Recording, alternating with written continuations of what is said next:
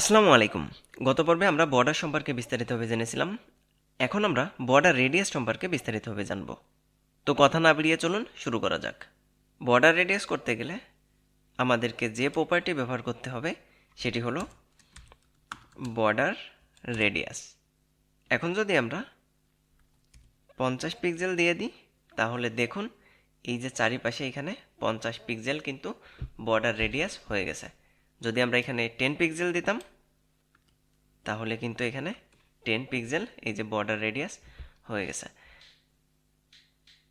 এখন আমরা যদি চাই যে কোনো এক পাশে বর্ডার দেব তাহলে কি করতে পারি? এটি করাও খুবই সোজা। আমি জাস্ট এই লাইনটা কমেন্টস করলাম। যেমন আমি চাচ্ছি টপ রাইটে বর্ডার রেডিয়াস দিব, তাহলে কি করব? জাস্ট লিখে দেব বর্ডার টপ রাইট রেডিয়াস এবং সাপোজ এখানে বলে দিলাম 100 পিক্সেল।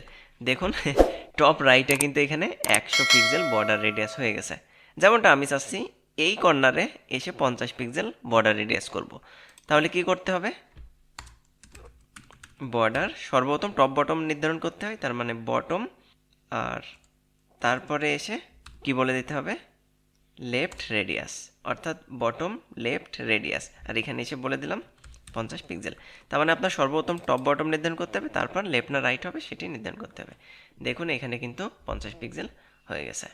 এভাবে আমরা চাইলে এই সেকশনটাকে বলতে পারি টপ লেফট এবং এই সেকশনটাকে বলতে পারি বটম রাইট।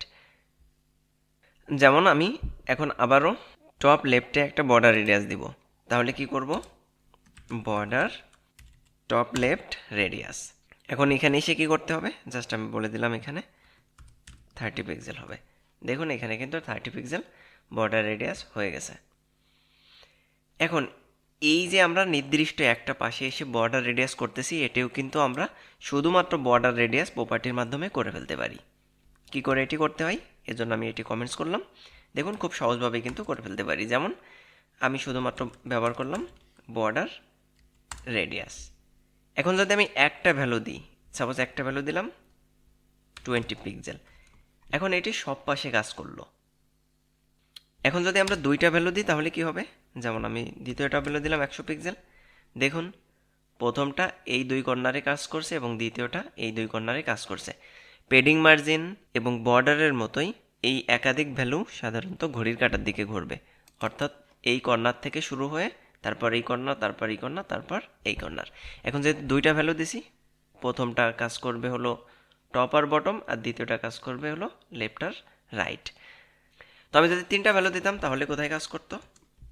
তো প্রথমটা যেহেতু এখানে, দ্বিতীয়টা এখানে, তাহলে তৃতীয়টা নিশ্চিত এখানে কাজ করবে। যেমন 50 পিক্সেল, তার মানে আমার এই কর্নারে এসে কাজটা করছে। আচ্ছা, অদ্ভুত একটা ডিজাইন হয়ে গেছে। যাই হোক, এখন কথা হলো আমরা যখন কাজ করি তখন যদি একটা কর্নার আমার ডিজাইন করতে হয় তাহলে কি করব? তাহলে সর্বপ্রথম বলে দেব 0 0 0 0। আমার কোনো কর্নারে বর্ডার রেডিয়াস নাই। এখন আমরা জানি এই কর্নার থেকে যেহেতু শুরু হচ্ছে, তাহলে প্রথম জিরোটা এই কর্নারের জন্য, দ্বিতীয় ভ্যালুটা হবে এই কর্নারের জন্য। সাপোজ আমি এই কর্নারে একটা বর্ডার রেডিয়াস দিতে যাচ্ছি, তার মানে আমি জানি 1 2 3 নম্বর। তার মানে জাস্ট এখানে এসে একটা বলে দিলাম 100 পিক্সেল, শেষ। একটা বর্ডার রেডিয়াস কিন্তু আমি এভাবে করেই ফেলতে পারি। এরপর যেমন চাচ্ছি এই কর্নারে 10 পিক্সেল হোক বা 20 পিক্সেল হোক, তাহলে দেখুন 20 পিক্সেল, ব্যাস এই কর্নারেও কিন্তু 20 পিক্সেল হয়ে গেছে। তার মানে আমরা শুধুমাত্র বর্ডার রেডিয়াস ব্যবহার করেই যে কোনো পাশেই কিন্তু বর্ডার রেডিয়াস করে ফেলতে পারি। এবং আমরা যদি চাই তাহলে পার্সেন্টেজের মাধ্যমেও কিন্তু এই বর্ডার রেডিয়াস করে ফেলতে পারি। এবং আমরা চাইলে একদম পরিপূর্ণ একটা সার্কেলও কিন্তু তৈরি করতে পারি। তো এটা বোঝার জন্য আমি জাস্ট এখানে এসে আরেকটা ডিপ নিয়ে নিলাম, আর সেখানে একটা ক্লাস দিয়ে দিলাম। সাপোজ আমি ইচ্ছা মতো ক্লাসের নাম দিতে পারি, আমি নাম দিয়ে দিলাম সার্কেল। এখন এখানে এসে আমি জাস্ট সিলেক্ট করে নিলাম ডট সার্কেল, তার মানে সার্কেল নামে যে আমাদের ক্লাসটা ছিল সেটি সিলেক্ট হয়ে গেল। আমি বলে দিলাম যদি আমরা পরিপূর্ণ একটা গোলাকৃতির কোনো কিছু বানাতে চাই তাহলে যে কাজটি করতে হবে, আমার হাইট এবং উইথ সেম নিতে হবে। যেমন আমি হাইট বলে দিলাম 200, উইথও বলে দিলাম 200 পিক্সেল। আচ্ছা, আমি একটু নিচে নিচেই করি। এরপর সাপোজ একটা ব্যাকগ্রাউন্ড কালার দিয়ে দেব, তো আমি বলে দিলাম ব্যাকগ্রাউন্ড কালার কালো হোক। দেখুন এমন একটা কিছু তৈরি হয়ে গেছে, যেহেতু উপরের সেকশনের সাথে আমাদের একদম মিশে গেছে, সুতরাং আমরা মার্জিন টপ বলে দিলাম 50 পিক্সেল। ওকে, উপর থেকে জাস্ট 50 পিক্সেল জায়গা নিয়ে নিলাম। আমরা জানি মার্জিন টপ যদি দিই, তার মানে মার্জিন হলো কোনো একটা সেকশন বা এলিমেন্টের বাইরে জায়গা নেই, তার মানে উপরে জায়গা নিয়ে নিছে আর কি। ওকে, তো এখন তাহলে বর্ডার রেডিয়াস করতে হবে। তো দেখুন বর্ডার কি করতে হবে, রেডিয়াস করতে হবে।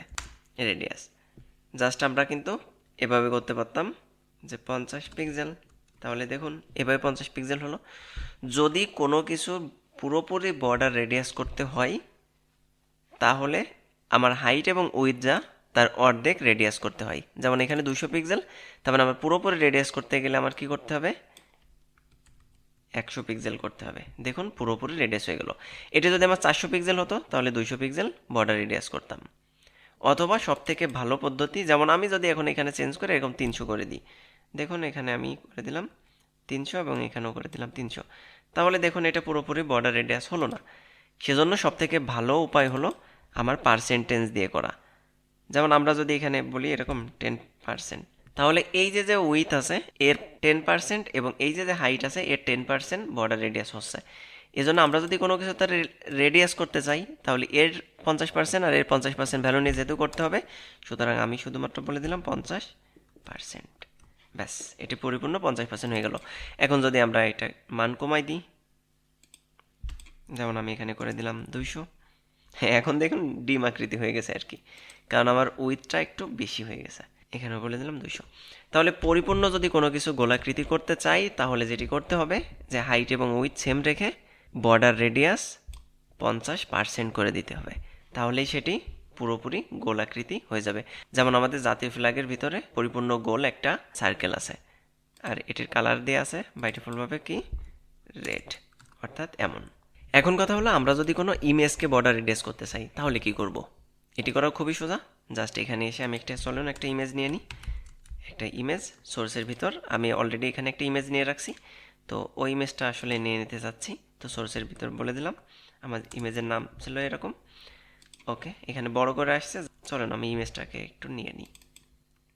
কপি করে নিলাম, ট্যাগ ধরে করতে পারি অথবা ক্লাস ধরে করা সব থেকে বেটার। তো আমি চলুন ট্যাগ ধরে, যেহেতু আমার একটা ইমেজ আছে সুতরাং আমি ট্যাগ নাম দিয়েই করলাম। যদি একাধিক ইমেজ থাকতো তাহলে ক্লাস নিয়ে করতাম আর কি। তবে আপনারা সবসময় ট্রাই করবেন একটা ক্লাস দিয়ে সেই ক্লাস নিয়ে ধরে কাজ করা। ওকে, তো এইখানে আমি একটা হাইট দিয়ে দিলাম 300 পিক্সেল আর একটা উইথ দিয়ে দিলাম 300 পিক্সেল। তো এমন একটা ইমেজ আসলো। চলুন তো মার্জিন টপ 20 পিক্সেল।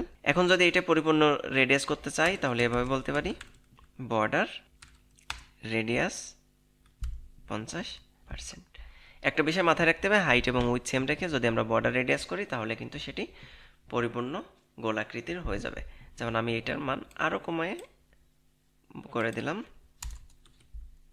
150 এবং এটির মানও করে দিলাম 150, মানে হাইট এবং উইথ 150 করে দিলাম। দেখুন এটা বর্ডার রেডিয়াস এভাবে কিন্তু হয়ে গেছে। এবং আমরা চাইলে এর বর্ডার দিতে পারতাম, পেডিং মার্জিন যা খুশি দিতে পারতাম। তো আমি আপনাদের অনুরোধ করব বিভিন্ন প্রপার্টি অ্যাড করে করে প্র্যাকটিস করার জন্য।